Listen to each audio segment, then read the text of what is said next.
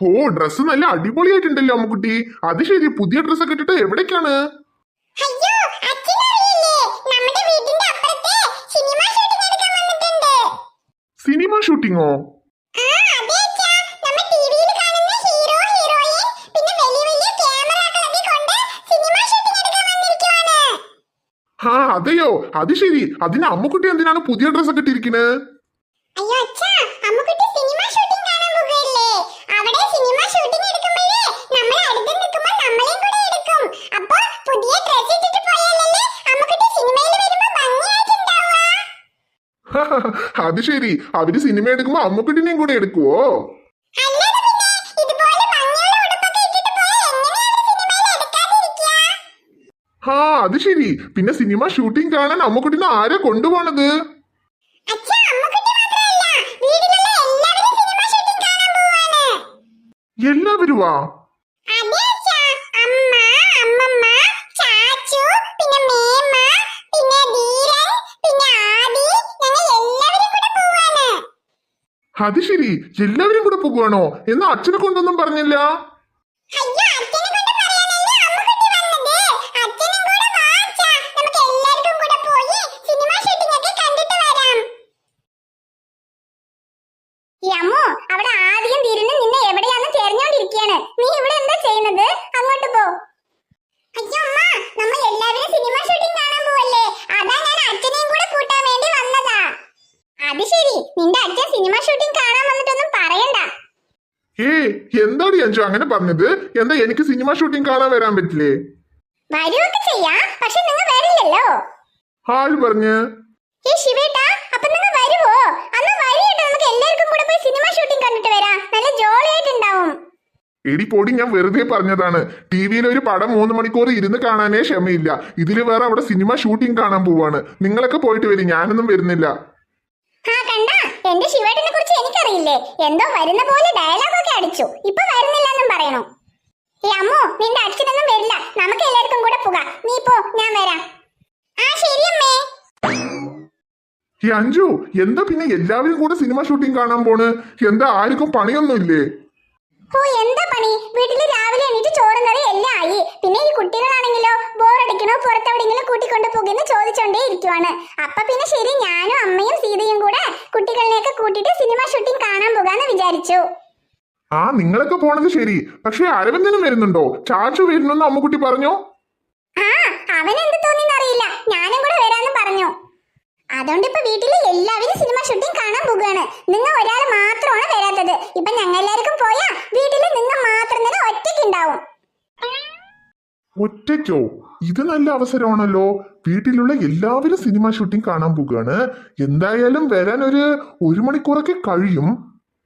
എന്നാ ഈ 1 മണിക്കൂർ നമുക്കൊന്ന് ഉപയോഗിച്ചാലോ? ശരി ശിവേട്ടാ, എന്തായാലും നിങ്ങൾ വരാൻ പോണില്ല. എന്നാ പിന്നെ ഒറ്റയ്ക്കനെ ഇരുന്നോളി. ഞങ്ങൾ എല്ലാവർക്കും കൂടെ പോയി സിനിമ ഷൂട്ടിംഗ് കണ്ടിട്ട് വരാം. ബൈ. ആ അഞ്ചു, നെഞ്ഞ് വേദനിക്കണടി. അയ്യോ ശിവേട്ടാ, എന്ത് പറ്റി? അയ്യോ അഞ്ചു, അറിഞ്ഞില്ലടി, പെട്ടെന്ന് നെഞ്ഞ് വേദനിക്കണോ? അയ്യോ ശിവേട്ടാ, നിങ്ങൾ എന്താ പറയണേ? എങ്ങനെ പെട്ടെന്ന് നെഞ്ഞ് വേദനിക്കും?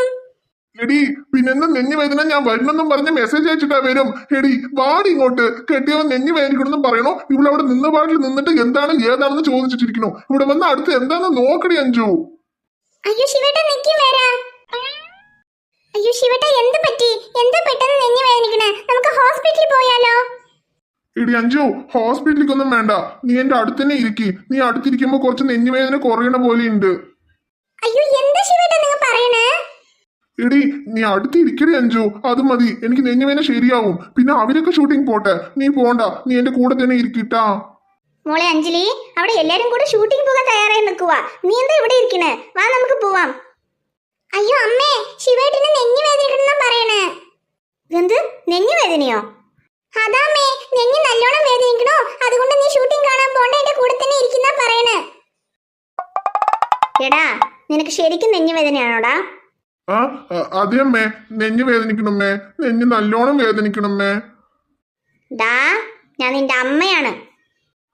ഞാൻ നിങ്ങളുടെ മകനാണ്. അമ്മേ, ശിവേട്ടന് നെഞ്ഞു വേദനിക്കണമെന്നും പറയുമ്പോ ഞാൻ എങ്ങനെയാ വരിക? നിങ്ങൾക്ക് എല്ലാവർക്കും കൂടെ പോയിട്ട് വരി. ഞാൻ അവിടെ ഇരുന്ന് ശിവേട്ടനെ നോക്കിക്കോളാം. ആ ശരി ശരി, എന്തോ ചെയ്യ്, ഞങ്ങൾ എല്ലാരും കൂടെ പോയിട്ട് വരാം. ആ പിന്നെ അമ്മേ, അവിടെ വന്ന സിനിമയിലെ ഹീറോ ഹീറോയിനൊക്കെ എങ്ങനെയാണ് അഭിനയിക്കണമെന്ന് കാണാമെന്ന് വിചാരിച്ചു. പക്ഷെ അതിനും പറ്റിയില്ല. നല്ല വിഷമമുണ്ട് എനിക്ക്. ഭ്രാന്തി, ഇവിടെ സ്വന്തം കെട്ടിയവൻ നെഞ്ഞു വേദനക്കിടുന്നും പറയണോ, അതിൽ ഇവൾക്ക് വിഷമമില്ല. അവിടെ സിനിമയിലെ ഹീറോ ഹീറോയിൻ അഭിനയിക്കുന്നത് കാണാൻ പറ്റിയില്ല എന്ന് വിഷമം.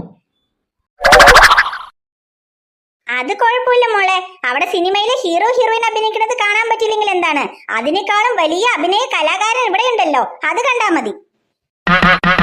അമ്മേ, ഏട്ടൻ നെഞ്ഞു വേദനിക്കണമെന്നും പറയണോ. ഇനിയിപ്പോ കുറച്ച് കഴിയുമ്പോ കൂടിയാൽ എന്ത് ചെയ്യും? എനിക്ക് പേടിയാവണോ.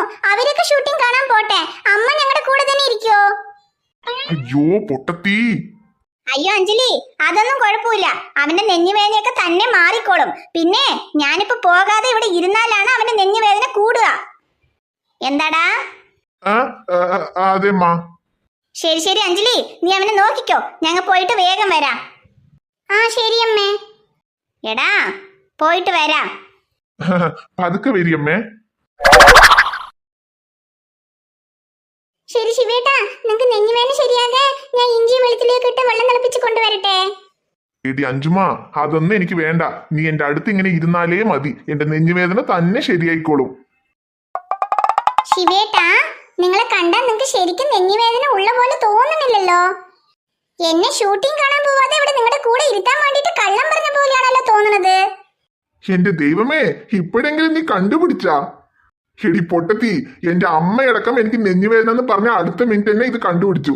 പക്ഷെ നിനക്കിത് കണ്ടുപിടിക്കാൻ ഇത്ര സമയം പിടിച്ചടി? ഈ ശിവേട്ടാ, നിങ്ങളെ தத்தாலு பெண்ணே சேலை நெய்வேன் கண்ணே நாணத்தால் ஓராடை சூடிக்கொள்வேன் நானே ஆலோலம் கிளிமுத்தேவா ஆதிரராவிலுரம்பிலியாய் செம்பூவே பூவே உன்மேகம் நான் வந்தால் ஒரு வழியுண்டோ